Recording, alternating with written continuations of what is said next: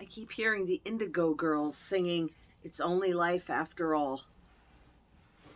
Because a lot's going on. And I'm sure in your lives, there's a lot going on. And current events don't make things any easier. Everybody's on edge. A friend and I went to the Costco today. Yes, today is a Sunday. We spent more time in the parking lot than in the actual store. My plan was to just have a positive attitude and, enjoy time with my friend. And that's how it turned out. But man, to get from one end of the parking lot to another, it was a traffic jam and there was nothing. No one outside directing traffic. Costco doesn't care what happens to us in that parking lot. It's a demolition derby, really. Oh, well, we still had a good time. And we stocked up on good things. I have spinach and chicken cooking on the stove. Like, that's the base, and then for the rest of the week, I'll season it up, have something different every night. It's only life, after all. I keep thinking of Gerard Butler in that movie Plane, when his co-pilot asked him, "How are you handling all this? An emergency landing." I don't want to give away the plot, but it's an emergency situation, fraught with danger. And Gerard Butler, the pilot, says, "I just take it 1 minute at a time. And that's all we can do." That's how I've been doing it. Disasters at home, work stuff piling up, house stuff piling up. 1 minute at a time. Just keep going.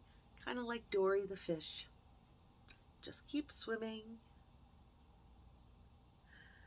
Yeah, well, I'm like a shark. If I don't swim, I'll drown, so I'm swimming.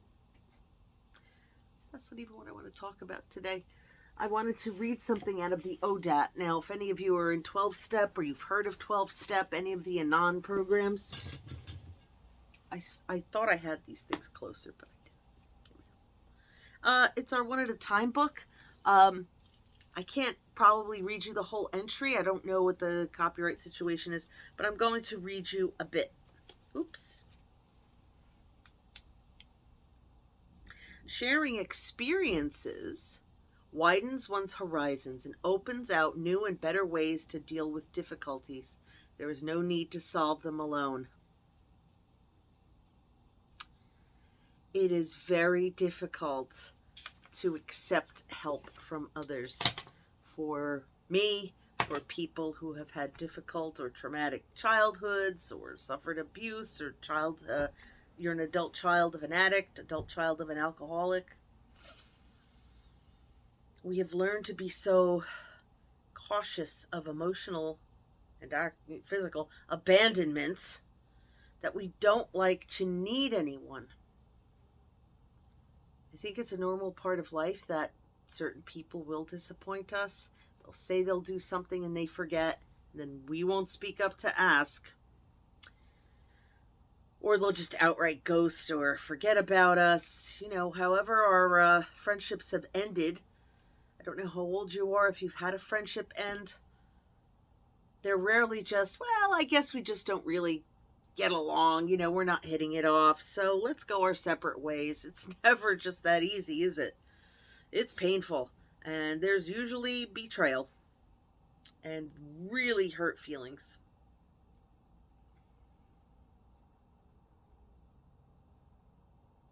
So we try to avoid that by not being close to people any longer. It's a lonely way to live. It's better to take risks, to risk being disappointed. Or else it's like a little death. We don't go anywhere. We just kind of stay stuck and dysfunctional too. We let the TV or the internet or apps be our companions. I'm very fortunate to have really wonderful friends. God, I'm so blessed to have really wonderful friends. But I'm not a talk on the phone every day kind of person. Neither are they, which is lovely, or maybe they are, but it's not with me. And so our time together is special, and I look forward to it. We get to catch up. We don't run out of things to say. My friend today, it was weird trying to get across a parking lot, trying just to get into it, looking for a parking spot. There was none. It was a try to drive around and follow someone with their cart. We made the best of it. And I wasn't really tense or nervous about anything. It was just, well, this is what we're doing now. But, this has been acting up. I don't know what this is. Did I pull it with the vacuum? Did I rip something? I don't know. I am in treatment. I am seeing someone. But I keep irritating it by overusing it. If you're right-handed, that's what you lift everything with. So I'm trying to, use the left arm, balance things, not lift heavy things. And so I felt really bad asking my friend today to help me out, like quite a bit. Lift this, do that, move that. She put all of my stuff, and nothing's light at Costco. Everything's meant for a family of 10. I'm exaggerating, but like even the peanut butter, you have to get 2, and they're super heavy. Like nothing's light. The bag of spinach was light, but she did it all. She rung it up, scanned it, put it on the flat part, the tray as they call it. Loaded and unloaded my car. She even put the stuff away.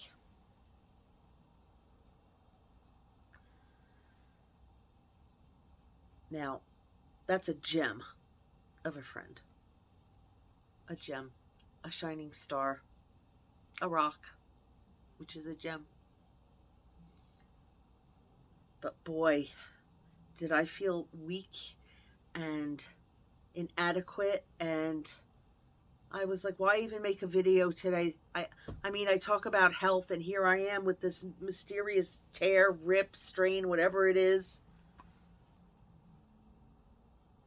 The devil gets in our heads. The enemy, El Satan, gets in our heads to try to tell us we're no good. Thank the voice and just let it be. Don't wrestle with it, because it'll stick. If you're wrestling, you're holding it, and it's going to stick around. No. Just say, oh yeah, I know that voice. It's probably trying to protect me somehow. Okay, voice, shh. I have other things to do.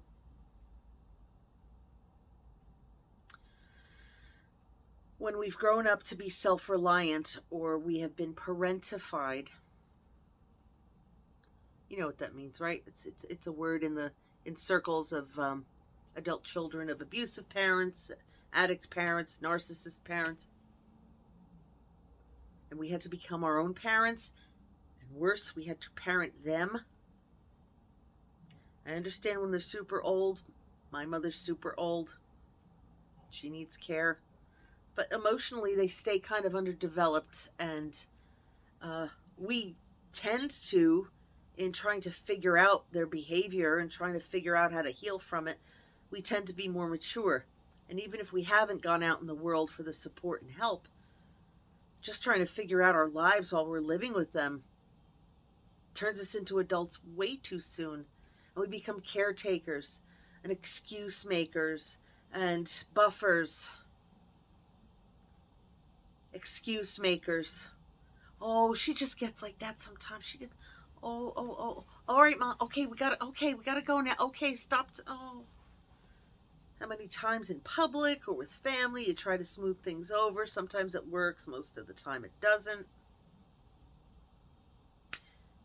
That is to say that we become so self-reliant that we tend not to trust people. We don't want to be abandoned, used, deceived. still happens, though. Because people are like that, relationships are like that. It still happens. Avoiding relationships, avoiding entanglements, avoiding friendships, it won't save us. It won't save us the disappointment. Other things will find their way into our lives to disappoint us, and we'll be all alone with no support system. Better to take the risk. But I really can't put into words why. Why is it better to take the risk? What did it say? I had this reading already. Of myself I can do nothing. I am asserting that I intend to seek help. No, that's not the word.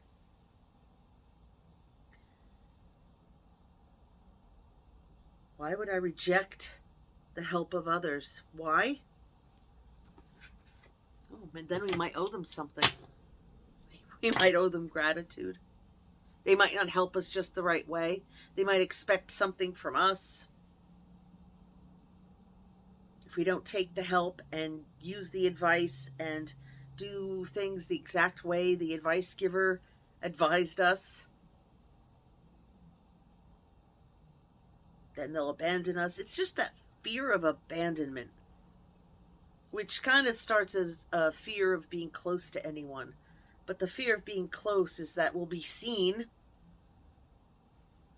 You'll see that I'm frightened and sad. You'll see that I'm flawed. You'll see my painful past. And then once you see it, you'll leave.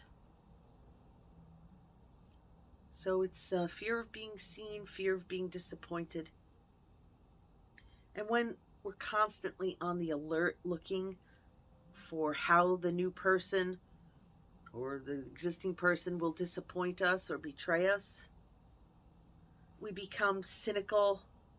We're suspicious unnecessarily. We could push people away by constantly having a worst case scenario about what they meant about something. I know deep down you meant to say, no, I didn't. I was really just innocent.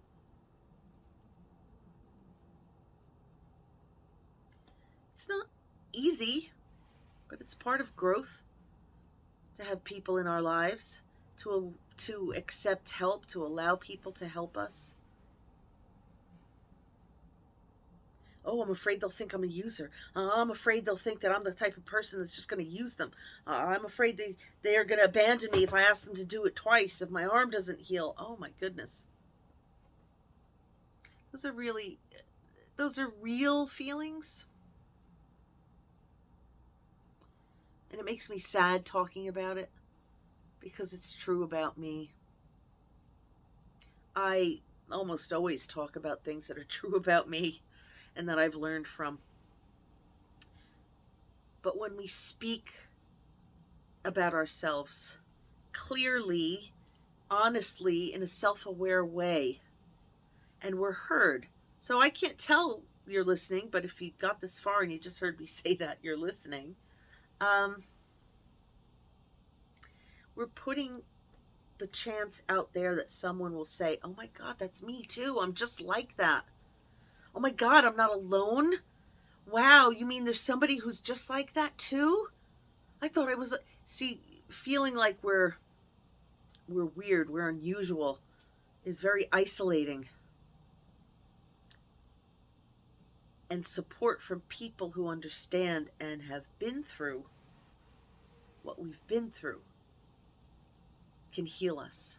See, that's the downside of avoiding any kind of entanglement with any kind of person, is we remain broken, wounded, and unhealed. You ever go to multiple doctors to get help with a thing? The first one, you didn't like that idea, and the next one, oh, something a little better. Then, oh, let me go do the acupuncture. You know, we go from healer to healer. And finally we land on the thing or things that will help us and heal us. Same thing with people.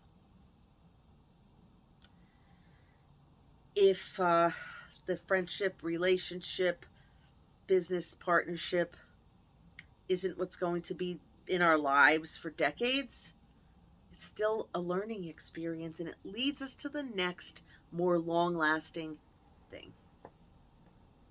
There's growth in taking those risks and allowing people to be in our lives to help us. It also encourages us to be grateful, which is a healing emotion in and of itself. It's not an overnight thing. We'll learn. I'm blessed to have very good patient friends. I hope you can find that for yourself. There are support groups out there for whatever your issue is. I'm a fan of Al-Anon, people who have had relationships with addicts, alcoholics. They have the 12 steps. The meetings are so warm and informative, and you get to speak and be heard and not cut off. They have literature that I find very useful and meaningful, and I can apply it to my life. This is the one day at a time, though. This, I don't know if this is specifically for Al-Anon. Yeah, it is, because I saw it here.